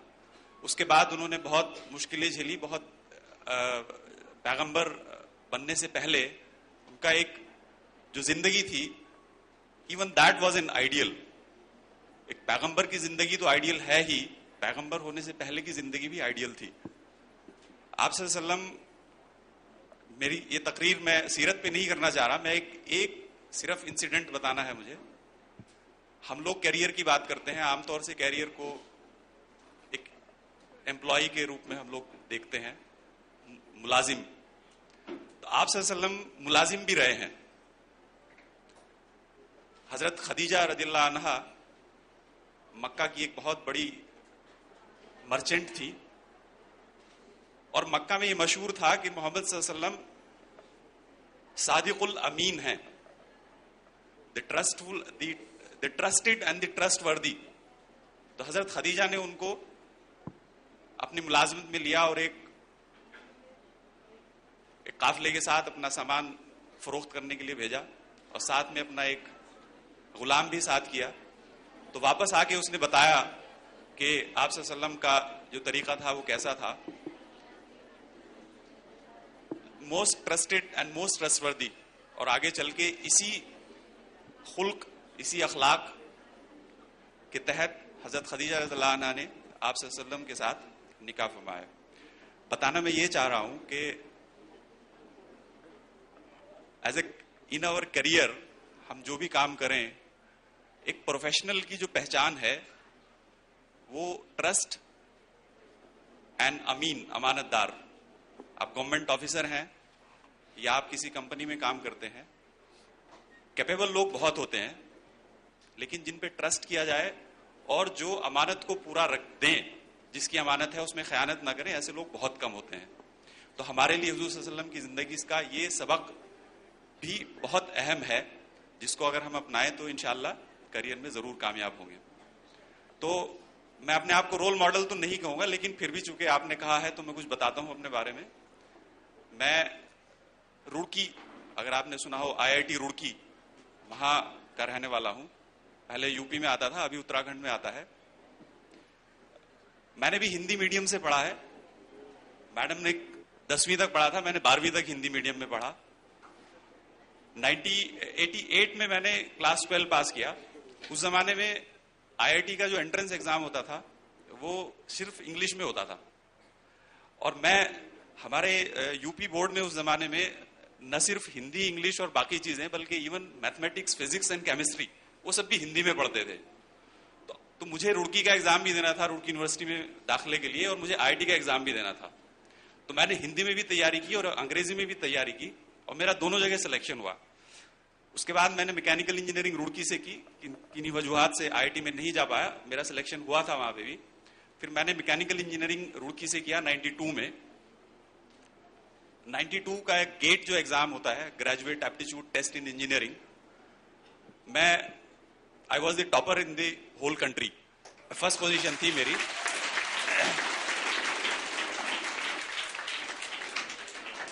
उसके बाद मैंने पोस्ट ग्रेजुएशन नीटी बॉम्बे से किया, विहार लेक में जो इंस्टीट्यूट है मैनेजमेंट का। इंजीनियरिंग के बाद मैं इंजीनियरिंग का अपने यहाँ टॉपर था। उस जमाने में 3 ऑप्शंस हुआ करती थी जो बेस्ट स्टूडेंट्स होते थे। या तो आप जीआरई करके बाहर चले जाइए, यूएस चले जाइए, या आप कैट की तैयारी करिए, एमबीए करिए आईएम से, फिर कहीं चले जाइए। और तीसरा ऑप्शन जो मैंने चूज किया, आप सिविल सर्विसेज की तैयारी करिए और आईएएस या एलाइड सर्विसेज में जाइए। तो अपने अपने तीनों ऑप्शंस के अपने अपने फायदे नुकसान हैं, लेकिन जो सिविल सर्विसेज में जाने का एक बहुत बड़ा फायदा कहिए या जो भी कहिए, कि गवर्नेंस का पार्ट होना यह किसी भी कम्युनिटी के लिए बहुत जरूरी है। मैं ये नहीं कहता कि हर आदमी को आईएएस बनना चाहिए, हर आदमी को आईएएस की तैयारी करनी चाहिए। तैयारी तो तभी करनी चाहिए जब एक बेसिक लेवल हो और आपके अंदर एक पेशेंस हो तैयारी करने की। लेकिन तैयारी जरूर करनी चाहिए जिनके पास सलाहियत है और पेशेंस है और वो लोग करना चाहते हैं। तो मैं सिविल सर्विसेज में 95 में मेरा सिलेक्शन हुआ। तो 95 में मैंने असिस्टेंट कमिश्नर के तौर पे ज्वाइन किया था। अभी मैं तरक्की पाने के बाद एडिशनल कमिश्नर हूं। आज नवाशेवा कस्टम्स में मेरी पोस्टिंग है। तो ज्यादा टाइम तो नहीं है, तो इसलिए बहुत लंबा नहीं करूंगा। क्वेश्चन आंसर्स में आप जो पूछना चाहें तो मैं बताऊंगा। खाली सिविल सर्विसेज के बारे में एक कहता चलूं कि मेरा जो सिलेक्शन है वो सेकंड अटेम्प्ट में हुआ। उस जमाने में 4 अटेम्प्ट होते थे, अभी भी शायद 4 अटेम्प्ट होते हैं। तो पहले अटेम्प्ट में उसमें एक ऑप्शनल पेपर लेना होता है प्रीलिम्स में। 3 स्टेज में एग्जाम होता है, प्रीलिम्स, उसके बाद मेंस, उसके बाद इंटरव्यू। तो एक सब्जेक्ट प्रीलिम्स में लेना होता है और 2 ऑप्शनल सब्जेक्ट मेंस में लेने होते हैं। मेंस डिस्क्रिप्टिव होता है और प्रीलिम्स मल्टीपल चॉइस होता है। तो मैंने पहली बार जो एग्जाम दिया उसमें मैकेनिकल इंजीनियरिंग एक ऑप्शनल प्रीलिम्स में भी और मेंस में भी रखा, और मेंस में दूसरा ऑप्शनल मैंने मैथमेटिक्स रखा। तो पहली बार मेरा सिलेक्शन नहीं हुआ। मैं रुड़की का टॉपर था, तो मुझे लगता था कि नंबर बहुत आने चाहिए। मेरी उम्मीद से कम आए नंबर, तो मैकेनिकल इंजीनियरिंग में मेरे करीब 250 नंबर आए। तो ये मैं आपको अपनी गलती बता रहा हूं। तो मुझे लगा कि हम तो टॉपर हैं, तो 250 नंबर क्या होते हैं, तो मैंने छोड़ दिया। इसी बीच मैं इंजीनियरिंग सर्विसेज में सिलेक्शन हो गया था, तो मैंने रेलवेज ज्वाइन कर ली थी। वहां पे मैं असिस्टेंट मैकेनिकल इंजीनियर था और ट्रेनिंग में पूरे कंट्री में घूमते रहते थे और साथ में तैयारी कर रहा था मैं सिविल सर्विसेज की। तो गलती जो की मैंने, हिमाकत जो की, वो इस बार ऑप्शनल पेपर मैकेनिकल इंजीनियरिंग छोड़ के एक नया ऑप्शनल ले लिया। एंथ्रोपोलॉजी उस जमाने में बड़ा पॉपुलर था, तो मैंने एंथ्रोपोलॉजी और मैथ ये लिए ऑप्शनल्स मेंस में। तो सिलेक्शन मेरा तब भी हो गया, लेकिन उसमें जो मेरे मार्क्स आए जिसमें मेरा सिलेक्शन हुआ, एक में टोटल मार्क्स 183 थे out of 600। If I tell today to anyone, तो उसके बाद अगर मैं ना बताऊं तो आपके सिलेक्शन नहीं हो सकता 183 में, अगर किसी भी ऑप्शनल में 600 में से 183 नंबर आए। तो सिलेक्शन मेरा फाइनली हुआ, वो मैं बताना चाह रहा हूं। इंटरव्यू होता है 300 मार्क्स का। तो मैंने जो इंटरव्यू दिया, मुझे 300 में से 240 नंबर आए, 80%। That was the record of that year. It is only because of my performance in interview that I could get through the exam. तो गलती तो ये है कि हमें बहुत जल्दी अपने डिसीजंस चेंज नहीं करने चाहिए। दूसरी चीज ये देखना चाहिए कि हम किस पोजीशन में हैं। अगर आप सर्विस में हैं तो क्या नया सब्जेक्ट आप पढ़ सकते हैं, नहीं पढ़ सकते हैं, ये आपको देखना है। और तीसरी चीज जो और बेवकूफी के साथ दूसरी जो सामने आती है, वो ये है कि आदमी को कामयाब होने के बहुत सारे तरीके हैं। जरूरी नहीं कि दोनों ऑप्शनल में ही आपके 300 नंबर आए तब आप सिलेक्शन हो। अल्लाह को कराना है तो वो इंटरव्यू से भी करा देता है। तो in short that is what I wanted to convey to you. अच्छा, आखिर में एक आपको इंसिडेंट बता के हुजूर सल्लल्लाहु अलैहि वसल्लम की उसवे से मैं अपनी बात खत्म करूंगा। एक बहुत सारे लोगों में एक ये उलझन रहती है, जब अल्लाह सब कुछ करने वाला है तो हमें क्या करने की जरूरत है। हुजूर सल्लल्लाहु अलैहि वसल्लम से ज्यादा कवी ईमान तो किसी का नहीं होगा। अब आप हुजूर सल्लल्लाहु अलैहि वसल्लम की जब सीरत पढ़ेंगे तो देखिए कि जब हिजरत का हुक्म आने वाला था, हुक्म आया नहीं था, उसके करीब 2 साल पहले से हुजूर सल्लल्लाहु अलैहि वसल्लम ने तैयारियां शुरू कर दी थी हिजरत के लिए। उन्होंने एक सवारी का इंतजाम किया, हजरत अबू बकर सिद्दीक रज़ियल्लाहु अन्हु के साथ उन्होंने पूरा किस तरीके से जाएंगे, कौन से रास्ते से जाएंगे, वो सब तैयारी की। जब हुक्म आया तो उसके बाद जो रास्ता आपने चुना वो जो आमतौर से नॉर्थ की तरफ जाना होता था, आपने साउथ की तरफ गए और बहुत सारे इंतजामात किए, पूरी प्लानिंग की। अगर आप इन सब चीजों को देखेंगे तो लगेगा कि हुजूर सल्लल्लाहु अलैहि वसल्लम को अपनी जो तैयारियां हैं उन पे यकीन है। फिर आगे देखिए, जब हुजूर सल्लल्लाहु अलैहि वसल्लम और अबू बकर सिद्दीक रज़ियल्लाहु अन्हु गार में थे। सर एक्सक्यूज मी तरन साहब, एक्चुअली जरा लड़कियां काफी दूर से आई, काफी 2 मिनट बस खत्म कर रहा हूं। तो जो कुफ्फार थे वो आपको ढूंढते हुए पहुंचे। तो जब वो करीब पहुंचे तो हजरत अबू बकर ने कहा कि अब क्या होगा। तो आप सल्लल्लाहु अलैहि वसल्लम का जो जवाब था उसका मफहूम है कि ए अबू बकर, जहां 2 आदमी के साथ एक तीसरा आदमी अल्लाह हो, वहां उसका कोई बिगाड़ने वाला नहीं है। तो ये है तवक्कुल।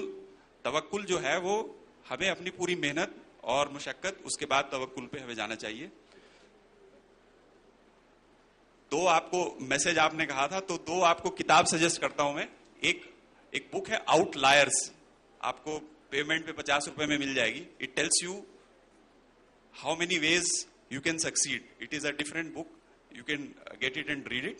And the other is in the footsteps of Muhammad. This is written by Tariq Ramadan. It is a small book. It tells you how Prophet Muhammad's life is a guidance to all of us. Thank you very much. Thank you sir, बहुत शुक्रिया दाऊद रहमान साहब।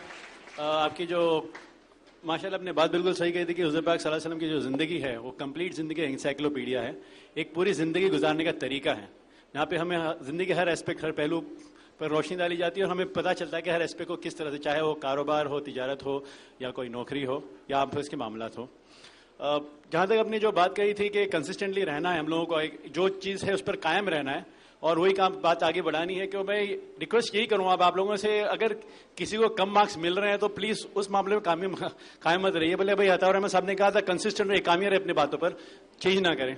तो मैं चाहूँगा कि आप definitely आगे बढ़ें और आगे ग्रो करें और कामयाबी हासिल करें। मैं जल्द से मिस सारा रिजवी को बुलाऊंगा। और यहाँ पर हमारे पास मेजोरिटी, जैसे हम लोग ने नोट किया था कि लड़कियाँ काफ़ी सारी हैं यहाँ पर और काफ़ी दूर दूर से भी आई हुई हैं, तो वो जल्दी जाना चाहेंगे। उनके टीचर्स वगैरह से भी काफ़ी मैसेज मिला जा रहा है जल्दी जाने का। तो मैं चाहूँगा मिस सारा रिजवी आ जाएं और अपनी आइडियाज़ शेयर करें इंशाल्लाह।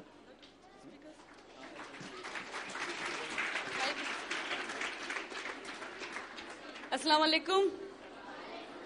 एक बार जोर से, एक बार मुस्कुराओ। हाँ, टेंशन तो नहीं है घर जाने की? सबको देर तो नहीं हो रही है? अच्छा ये बताओ, किसने कभी क्लास में टॉप नहीं किया? कोई फर्स्ट कब नहीं आया? ऐसा कोई है जो कभी फर्स्ट ना आया हो? जो कभी फर्स्ट नहीं आया है?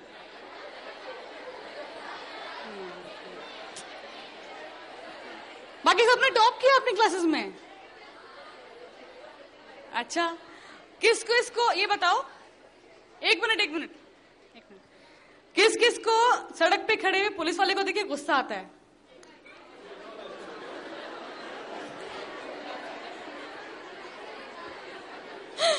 और किस किस को सड़क पे पड़े हुए कचरे के ढेर को देखिए गुस्सा आता है? ठीक है, तो क्या करें? क्या करें? एक बोल। क्लीन करें अकेले? फिर क्या करें? और पुलिस का क्या करें? और पुलिस वाले आपको क्लीन कर देंगे। कोई एक सोल्यूशन?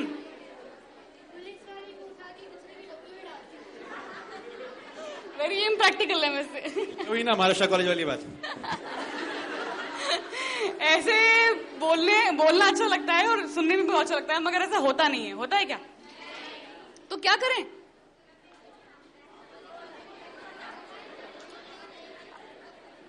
बाहर खड़े होके देखते रहेंगे और झेलते रहेंगे? तो क्या करेंगे?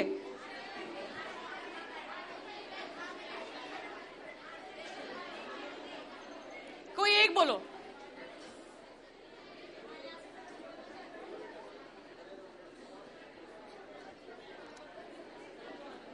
आपस में नहीं, मुझे बताओ क्या करोगे?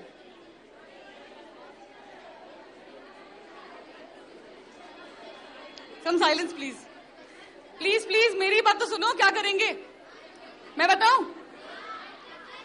आईपीएस बनेंगे। आईपीएस बनेंगे? क्या है आईपीएस?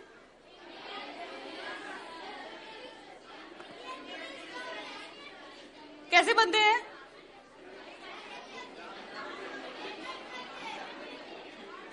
देखो, एग्जाम का प्रोसेस क्या है, कैसे होता है, वो बहुत लंबी कहानी है, बहुत मुश्किल है, नामुमकिन नहीं है। ठीक है? सब तैयारी करने को तैयार हैं?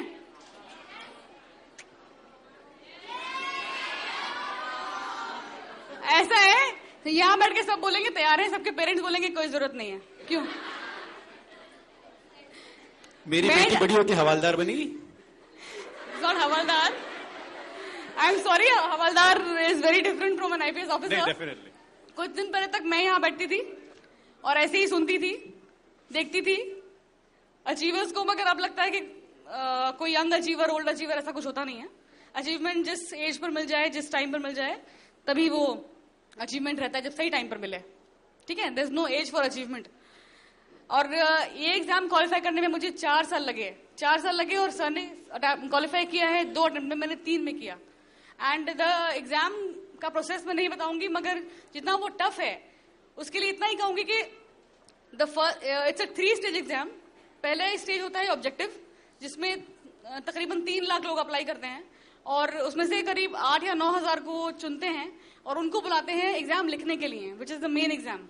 और उन 9 हजार में से करीब 2 हजार को बुलाते हैं इंटरव्यू देने के लिए, और उन 2 हजार में से करीब 700-800 डिपेंडिंग अपॉन द वैकेंसी वो सिलेक्शन लेते हैं। उनमें से टॉप में जो आते हैं वो आईएएस आईपीएस बनते हैं, और IAS IPS IRS and the allied. और उसके बाद मेन बात यह है कि आप किसी भी स्टेज पर रुक जाइए, चाहे वो प्रीलिम्स हो, चाहे मेंस या interview, you are back to prelims. आप अगर 2000 में आ गए हैं और 700 में नहीं आए हैं तो आप फिर से 3 लाख में आ जाएंगे।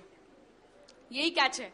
और अटेम्प्ट 4 होते हैं, उसमें एक सिर्फ ये है कि आप लगन पीछे पड़ जाओ और लगे रहो, तभी कर सकते हो। कोई गारंटी नहीं है सिलेक्शन की, बहुत ब्रिलियंट लोग सिलेक्ट नहीं होते हैं, कोचिंग की भी कोई ऐसी खास जरूरत नहीं है।